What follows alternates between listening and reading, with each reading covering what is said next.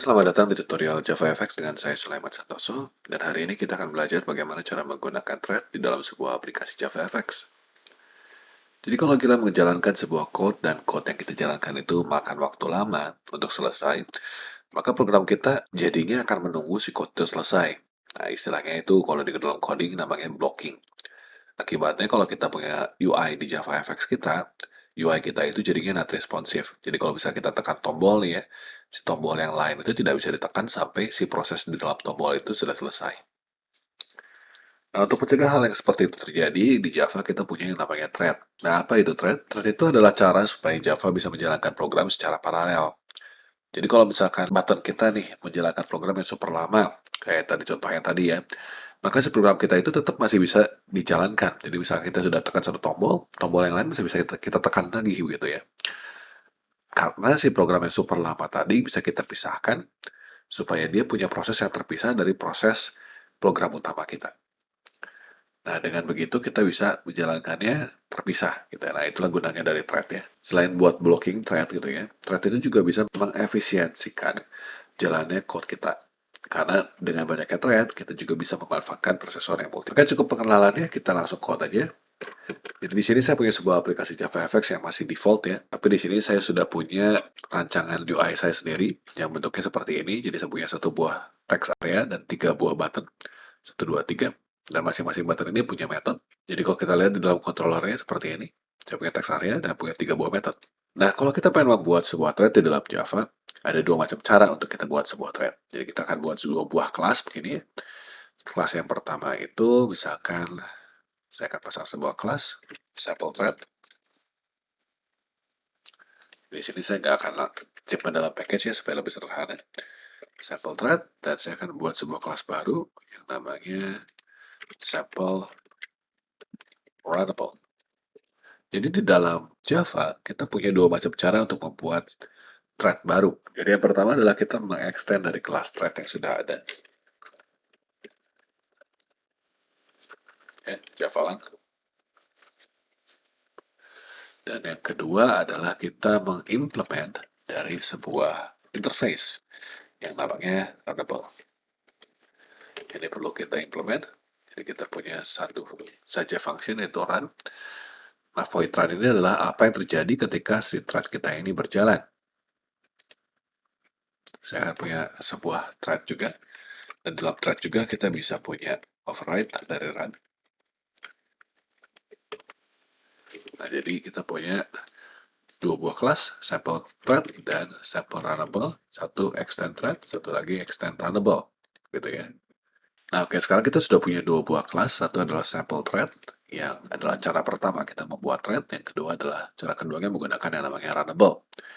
Oke, nah di sini saya akan pasang di dalam void run ya, adalah sebuah aksi apapun yang kita pengen dijalankan terpisah dari program kita. Contohnya misalkan di sini saya pengen punya sebuah loop dari 0 sampai dengan dia 10, misalkan ya. Kemudian saya pengen tampilkan aja dulu sistem out dan si I-nya, lalu setelah beres kita baru lakukan sistem out print line. Jadi saya akan tulis 1 sampai 00 sampai 9 mendatar lalu enter gitu ya. Saya akan lakukan hal yang sama, tapi kali ini saya lakukannya di dalam si runnable saya. Nah, tapi di sini awalnya saya akan kasih system out dan line runnable run biar beda ya. Nah, kalau kita pengen menjalankan si proses ini dua-duanya, gimana caranya? Jadi kita bisa pasang di sini dalam controller saya ini. Saya akan pasang di controller pertama aja ya. Kalau untuk thread kita akan buat objeknya tentu saja kita akan buat sample thread S akan ya S1 sama dengan new sample thread ya. Kemudian kalau kita pengen menjalankannya kita tinggal S1 titik start ya. Bahkan juga kalau untuk runnable kita harus buat dulu threadnya. Jadi kalau thread T adalah new thread. Nah di sini kita bisa masukin new sample runnable. Ya, bedanya kalau runnable dia dibikinnya di dalam thread. Jadi tetap aja untuk menjalankannya kita nggak menjalankan dari objek runnable-nya, tapi kita jalankannya dari objek thread-nya. Oke. Jadi kita punya dua buah cara untuk memanggil thread. Cara pertama menggunakan kelas thread, cara kedua menggunakan kelas runnable. Coba aja. Nah, apa kira-kira keuntungan dari misalkan kita menggunakan thread atau menggunakan implement runnable kalau ujung-ujungnya sama aja? Bedanya adalah kalau misalkan kita mengimplement runnable, kita bisa mengextend kelas lain. Gitu ya. Jadi kalau misalnya kita extend thread, ya berarti kan kita nggak bisa punya extend yang lain. Tapi kalau kita implement runnable, maka sebenarnya kelas kita itu bisa merupakan turunan dari sebuah kelas yang lain. Nah, itu perbedaannya ya. Oke, nah di sini kita sudah punya UI kita up and running. Kita klik run thread. Kita bisa lihat di sini 0123 sampai 9, lalu runnable-nya run 0123 456 789. Jadi dua-duanya keluar, baik saja ya. Nah, tapi kalau saya klik terus menerus di sini, Anda bisa lihat hasilnya kadang-kadang tidak sesuai dengan yang kita bayangkan begitu ya. Jadi kadang-kadang sudah sampai 5, si runnable ini sudah run. Kenapa bisa seperti itu? Karena thread ini tidak ada jaminan bahwa si thread itu akan berjalan secara berurutan. Jadi kalau di sana kita lihat di sini, kita menjalankan S1 dan kita menjalankan si T. Jadi ada 3 buah proses sekarang yang jalan di dalam memori kita. Yaitu proses pertama adalah si aplikasi ininya, proses kedua adalah si S1, proses ketiga adalah si T. Nah, siapa yang jalan duluan, itu tergantung dari sistem operasi kita. Jadi kadang-kadang dia akan berjalan dengan rapi, dari S1 ke T, S1 ke T, seperti yang kita lihat di awal. Tapi kadang-kadang juga kita bisa melihat ketika sedang jalan setengah si S1, si S2 sudah mulai jalan. Atau si T ya, si T sudah mulai jalan. Jadi tidak ada jaminan bahwa si thread itu akan selalu sesuai dengan yang kita tuliskan urutannya, jalannya, gitu ya. Kita akan tutup dulu. Jadi di dalam sebuah thread, kita bisa pasang sebuah method thread.sleep untuk membuat si thread kita ini menunggu. Jadi misalkan di sini thread.sleep 500, berarti setiap kali saya ngeprint, saya tunggu dulu setengah detik. Kita dalam try catch ya. Kalau kita punya seperti ini, kita bisa jalankan aja. Dan Anda bisa lihat sekarang, kalau saya jalankan di button saya, kita lihat nambahnya setiap angka itu adalah setengah detik. Oke ya, jadi kita punya thread.sleep adalah untuk menghentikan sementara atau nge-pause thread kita sejumlah detik yang kita inginkan di situ. Jadi sebenarnya runnable dan si thread itu sendiri bedanya ya cuma seperti yang tadi saya bilang gitu ya. Jadi di sini saya tidak akan menggunakan runnable lagi, tapi saya akan langsung menggunakan thread aja. Coba kalau kita punya dua thread yang bersamaan S2 misalnya. Nah, kita bisa lihat dijalankannya 0, 1, 2, 2, 3, 3, 4, 4, 5, 5, dan seterusnya. Jadi dia sepertinya berurutan begitu ya. Nah, di sini kita memanggil menggunakan langsung thread.start. Tapi sebenarnya dalam dokumentasi Java sendiri tidak disarankan untuk kita langsung bikin thread dan langsung nge-start seperti ini. Tapi yang disarankan adalah kita punya sebuah pool of thread. Jadi kita punya kayak semacam kumpulan thread yang bisa reusable. Nah, itu kita menggunakan yang namanya executor service kalau kita pengen lakukan seperti itu ya. Jadi kita punya sebuah kelas namanya executor service. Kita tulis saja EX service begitu ya. Di sini kita akan panggil executor, executors ya, titik. Nah, di sini ada new catch thread pool. Ya, jadi kita di sini akan membuat sebuah kumpulan thread yang bisa dijalankan. Nah, di sini kita nggak akan jalankan manual seperti ini, tapi sekarang kita akan bilang tolong si service yang menjalankannya execute S1 ya, lalu execute S2. Nah, ini adalah cara yang disarankan oleh Java untuk kita bisa memanggil thread kita. Kalau sudah selesai, kita akan panggil shutdown aja. Seperti itu. Jadi kalau Anda jalankan di sini, hasilnya sih tidak akan terlalu terlihat perbedaannya. Akan sama aja begitu ya. Jadi itu adalah cara formalnya kita bisa menggunakan thread dan runnable juga sama ya, karena runnable nanti kan ujung-ujungnya dibungkus oleh thread juga begitu. Nah, tadi kalau kita lihat misalkan di sini ya, saya akan tutup lagi si thread stripnya. Kita akan tutupin thread stripnya langsung begini. Seperti yang tadi ya, tadi kita lihat. Kalau saya jalankan si threadnya terus-menerus, kita bisa lihat kadang-kadang si threadnya ini tidak konsisten urutannya begitu ya. Kalau cuman sekedar untuk menulis angka ke layar, ya mungkin nggak terlalu masalah. Tapi kalau misalkan kita pengen mengakses sebuah index array, nah ini bisa jadi sebuah kesalahan begitu ya. Seperti apa contohnya? Misalkan contohnya di sini saya akan buat sebuah kelas baru. Jadi kita akan buat sebuah kelas, jadi kita anggap bahwa si thread kita ini pengen mengisi sebuah array, gitu ya. Maka saya akan buat sebuah kelas baru. Di dalam sampel saya ini, saya akan buat kelas baru, namanya sampel array class.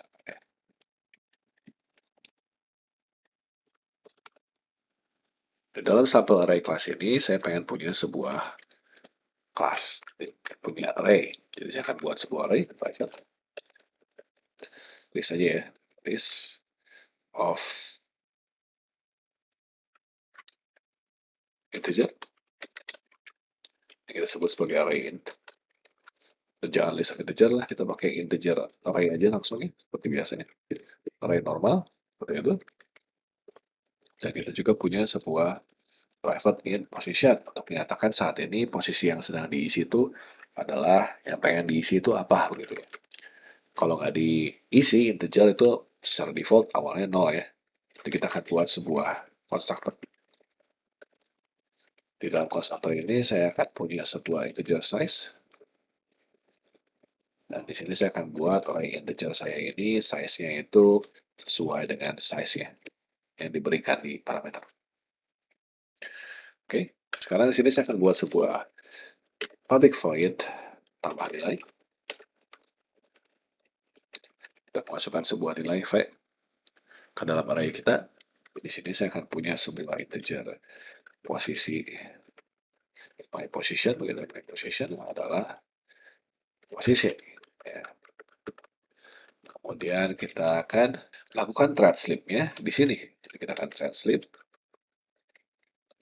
Misalkan 400 millisecond deh. Ya. Oke, di sini jangan lupa kita harus tambahin si exception atau menggunakan try catch. Tambah exception aja deh kali ini. Supaya nggak pusing codingnya. Oke, kita punya sleep 500. Nah, sekarang kita pengen menambahkan nilai kita. Jadi kita di sini akan lakukan dulu sistem out line. Kita mau bilang saja printf deh ya, supaya enaknya kita akan pakai printf aja. S, ubah masukkan nilai persen D di posisi persen D. Nah, di sini kalau ada bingung, ini adalah untuk menampil variabel. Di sini kita akan masukin thread.get current thread, yaitu saat ini current threadnya apa ya, get name. Kita akan pakai name-nya apa, kemudian kita akan masukin my position di sini. Jadi kita mau nampilin nilai apa yang dimasukkan di posisi di mana. Nah, setelah itu beres, kita akan lakukan si positionnya di plus plus. Jadi kita tambahin satu itu posisinya. Oke. Nah di sini saya akan tambahkan juga sebuah toString ya. ToStringnya di sini kita akan langsung ganti aja mengalirkan arrays dot toString ya, dari array kita. Array kita namanya adalah si array int. Ya. Nah, berarti di sini juga kita array ini belum masuk ya. Jadi setelah ini beres, kita baru nambahin array int ke position atau my position ya. Adalah si fact. Oke. Kemudian si position kita di plus plus, kita sudah selesai untuk tambah nilai.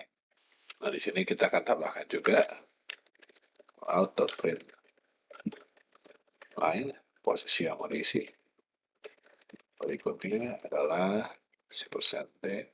Kalau misalnya kita pakai persediaan position. Jadi di sini posisi berikut yang bakal diisi itu saya juga tampilkan ya di dalam si tambah nilai ini. Oke. Nah sekarang di dalam sample thread kita nggak lagi memanggil seperti ini, tapi kita akan tambahkan di sini sebuah integer max. Kita punya public sample thread. Kita akan masukin integer m. Ya, si max itu adalah m. Oke. Jangan khawatir dulu dengan related problemnya, nanti kita atasi setelah ini ya.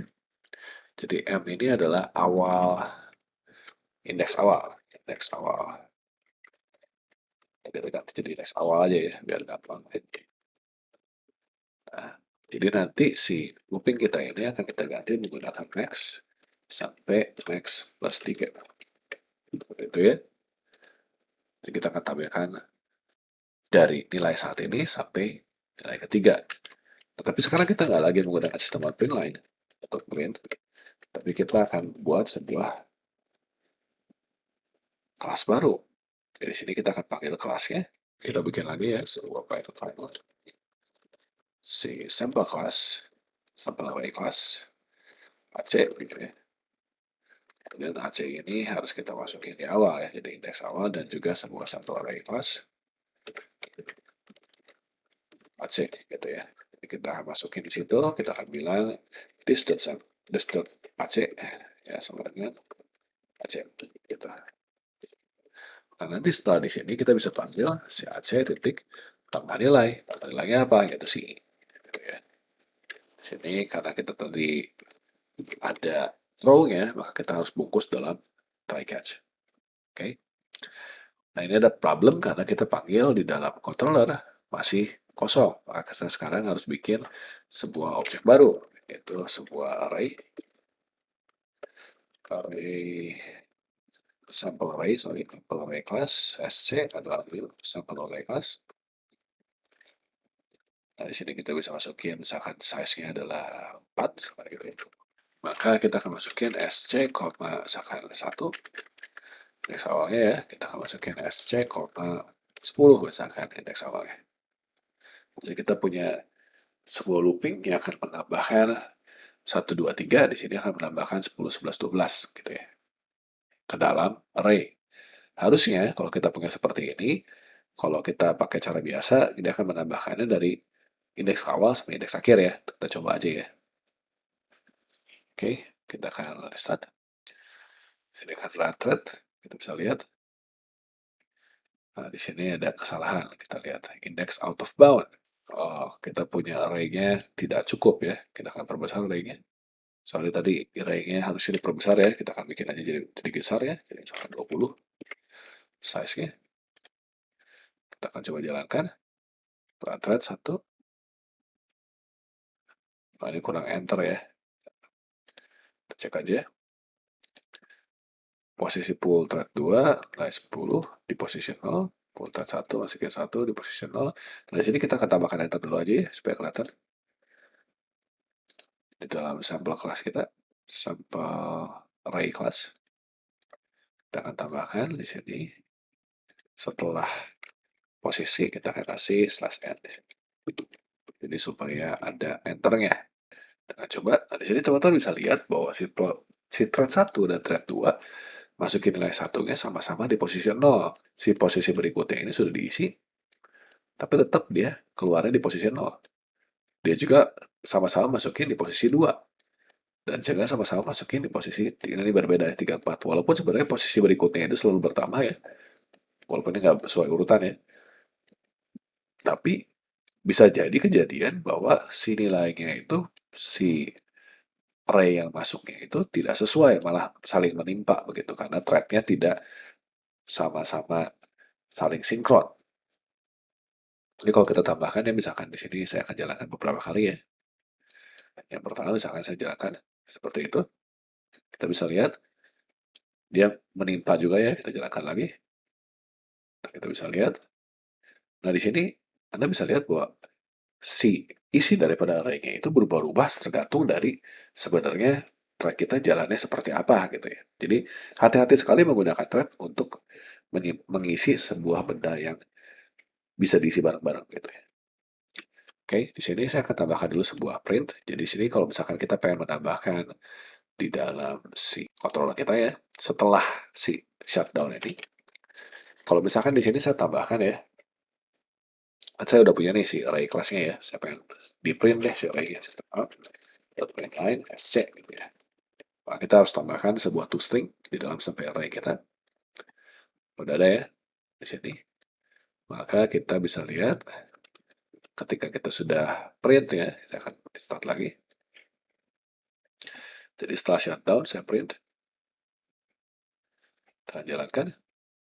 Anda bisa lihat si array-nya itu keluarnya itu adalah tetap array-nya kosong.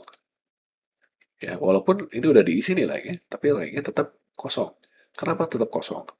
Karena si array-nya itu sendiri,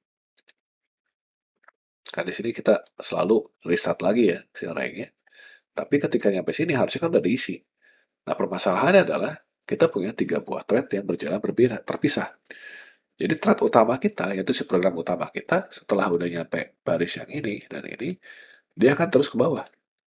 Dia tidak akan peduli sama pekerjaan apapun di dalam sampel thread 1 dan sampel thread 2. Nah, jadi kita akan terpisah jadi 3 bagian. Program utama, thread 1, S1, dan thread 2, S2.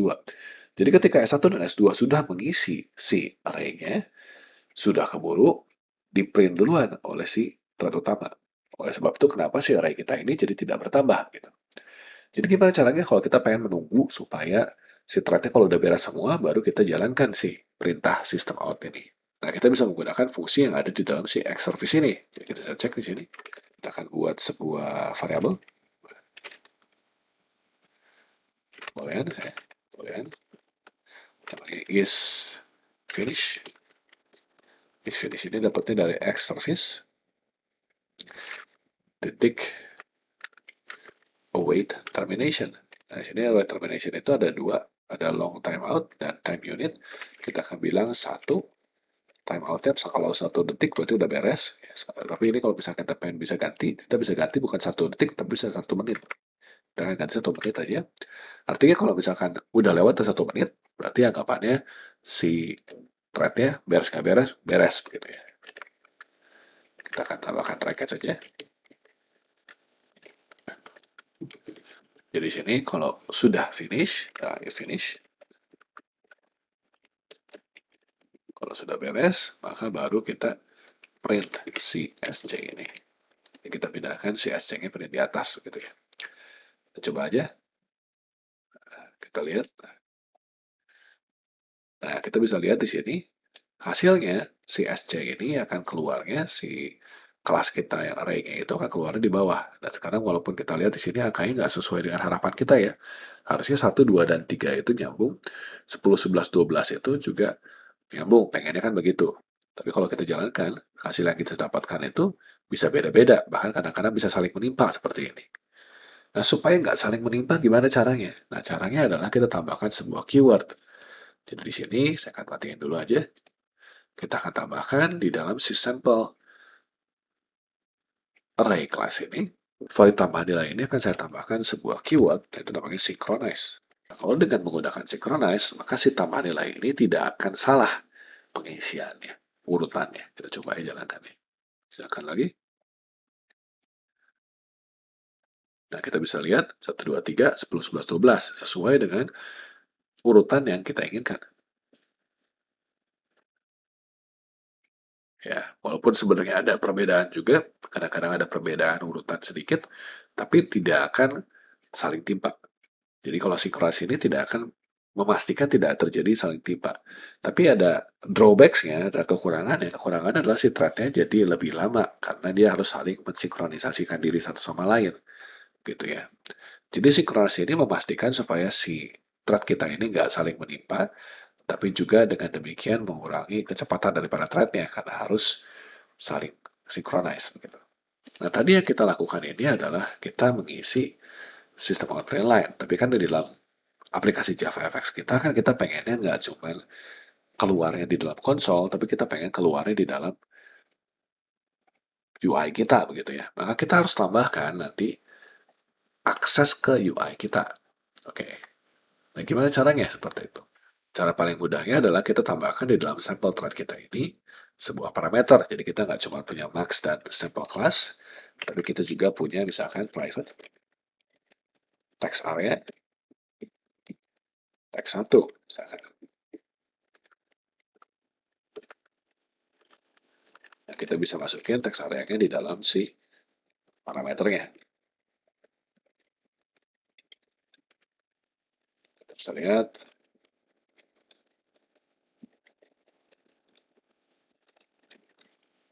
Oke.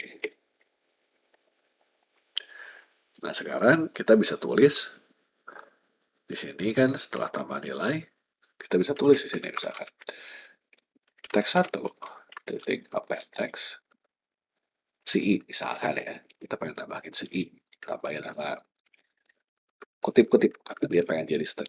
Oke.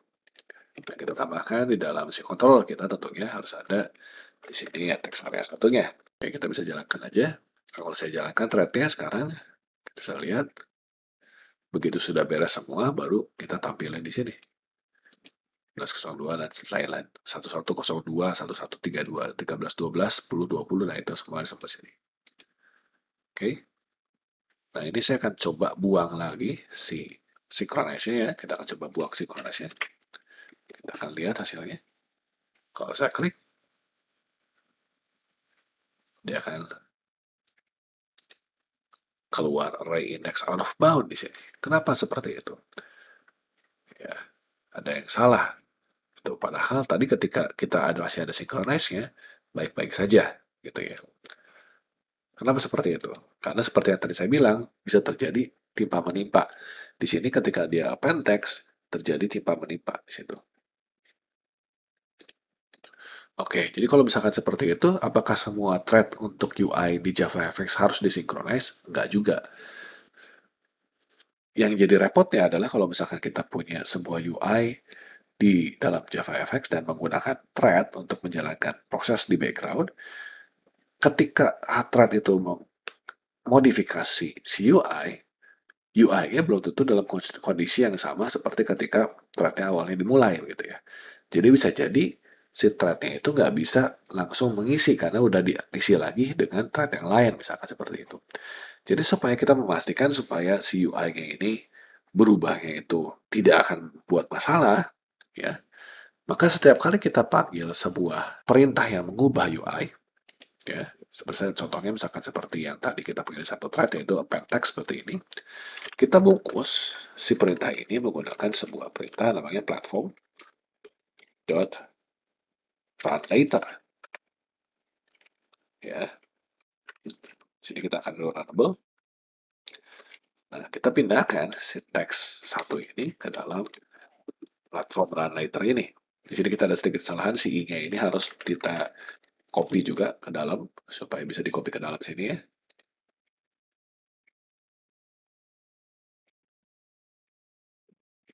Oke. Nah, kita bisa lihat tidak terjadi kesalahan lagi dan dia akan jalan seperti biasa.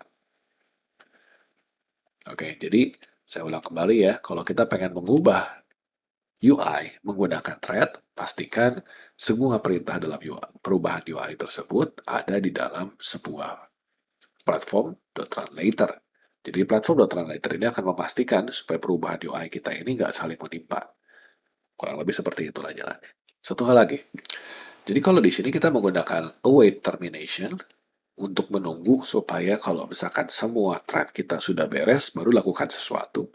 Gimana caranya kalau kita pengen supaya kita punya thread ini, kalau beres setelah satu thread aja, gitu ya. Setiap thread ini punya sebuah fungsi yang akan dipanggil kalau misalkan si thread ini sudah selesai. Gimana caranya? Nah, kita bisa menambahkan event listener ke dalam thread kita. Jadi itu istilahnya adalah namanya callback. Jadi sebuah fungsi yang akan dipanggil kalau misalkan thread kita sudah selesai. Contohnya misalkan di dalam sampel thread ini, kita akan tambahkan sebuah callback nih. Kita akan buat sebuah interface di sini dalam project saya ini. Kita buat sebuah interface, Java class tapi interface ya. Interface-nya namanya adalah callback example saya. Public interface, callback example. Dalamnya kita punya public void on complete. Sorry, kita akan tutup aja ya karena dia interface ya on complete seperti ini. Nah, kita bisa pasang si sampel thread kita ini di dalamnya kita punya private callback example on complete. Jadi kita punya sebuah method on complete yang bisa kita isi di dalam sini. Jadi kita bisa tambahkan nanti di dalam si konstruktor kita. Di sini saya akan buat konstruktornya 2 biji aja ya. Satu lagi adalah kita punya tipenya adalah si callback example on complete. Itu. Jadi kita dengan punya cuma ini doang, tapi kita akan tambahkan juga di step on complete adalah on complete. Oke. Nah, kapan si on complete ini kita panggil? Gampangnya ya kita panggil setelah semua perintah kita beres. Berarti di ujung sini, ketika semua sudah beres nih, barulah kita panggil di sini si on complete titik on complete. Supaya jangan bingung ya, on complete di sini kan adalah si variabelnya, ini adalah si metodenya. Atau biar nggak bingung, saya ganti aja ini on complete action begitu ya. Kita akan ganti on complete action. Di sini kita akan ganti on complete action. Jadi kita akan panggil di sini variabelnya on complete action, metodenya adalah on complete. Jadi kita akan panggil si fungsi on complete ini kalau semua sudah selesai. Nah, maka kita bisa tambahkan di sini, misalkan saya pengen tambahkan, nah di sini saya bisa tambahkan sebuah function, panggil new si callback example, ya. Di sini ada on complete-nya, ngapain? Kita akan panggil system out print line thread selesai. Ya, kita punya seperti itu misalkan. Jadi setelah kita pasang di sini, jangan lupa kalau untuk yang sampel S2 ini kan si function on complete-nya nggak ada ya. Kalau nggak ada, maka di dalam si sample thread-nya, si on complete ini hanya berfungsi kalau dia nggak nol gitu ya. Jadi kita cek on complete action, tidak semua nol, maka kita jalankan ini. Gitu ya. Kalau nol, jangan dijalankan. Oke, kita akan jalankan aja. Nah, thread 1, selesai, thread selesai. Ya. Thread selesai berarti kita punya semua fungsi yang akan jalan kalau misalkan thread kita sudah selesai. Itu ada sekilas tentang bagaimana cara menggunakan thread dan runnable di dalam JavaFX supaya UI kita ini bisa selalu responsif dan tidak blocking gitu ya. Kita akan berjumpa lagi di video-video selanjutnya. Terima kasih banyak atas perhatiannya.